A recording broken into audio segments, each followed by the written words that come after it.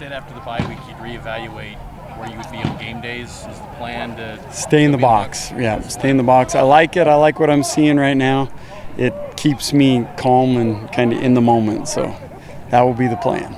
You've spent a lot of time on the sidelines. Has it been an adjustment for you to deal with it being that far removed from the game, as it were? Well, quite frankly, the box is boring. And it's just, you don't hear the noise. You don't get the excitement of the crowd quite as much.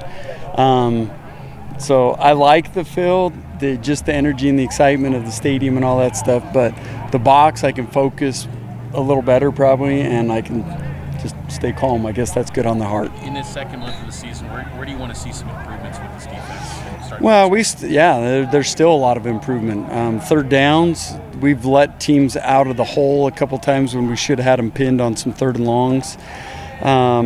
We've let teams into the red zone too many times. Now, we've been good getting out of those red zone opportunities, but we need to do a better job of keeping them out of the red zone. Just overall execution can still improve a little bit. I thought the physicality in the run game was better in the Baylor game, but that's something that we got to continue to get better at. Depth is another one where, like when Evan Johnson went out, then we got Maury back, but we got to continue to get guys back and just improve overall depth. All those things will, I think, help take us to the next level. Generally, have you been happy with the pass rush and the pressure on the quarterback?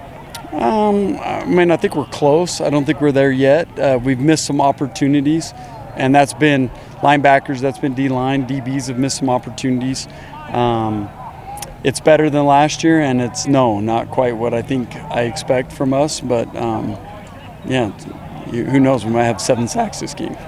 Did you ever have much interaction with Aaron Roderick during games when you were on the sidelines, and do you have much more interaction now that you're both in the box together? Not much. I mean, there's some things where you can high-five after a touchdown that they throw or something like that, but not much. There are some situational things that we can talk through in the box, but he really has a job to do. I have a job to do. There's not a lot of back and forth unless it's like a situational thing that we need to discuss.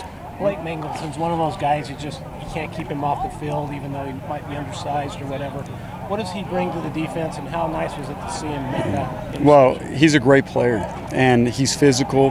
He's played a lot of football for us. He's one of our best guys. I can't say enough about Blake and what he means to our program because he truly is one of the most important guys we have. Your defensive line, I think most people have considered that they were wondering if you were going to bring in extra bodies via the transfer portal last year. You, I think, opted for more continuity there. Has it paid off to the level you expected it to? Well, I think those guys have got way better, and I think they bought into what Coach Puha and Coach Papinga and Gary Anderson and those guys are kind of talking about.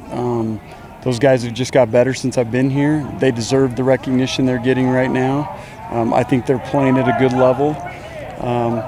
But our job as coaches is to always find the next guy, and we are always looking for the next best recruit, and they understand that, and I think that's one thing that's helped elevate their game is they see some of these young guys coming in, and they know that they got to fight like crazy to do it the way we're asking them to do it. How are you going to defend Fafita and McMillan, the 2 best players? Well, they're phenomenal players, and they got others around them too. The receiving core is good. The running back's really good. I think the O-line is solid. And bottom line, we're going to have to be super sound with our techniques. We're going to have to do a good job disguising coverages. We're going to have to get some pressure in Fafita's face. Bottom line, these are 2 of the best in the country at what they do, and we're going to have to be on our A game. You guys run a similar defense to what Utah ran, and they seem to have no problem with it. Are you using anything from that Utah film potentially to help you out?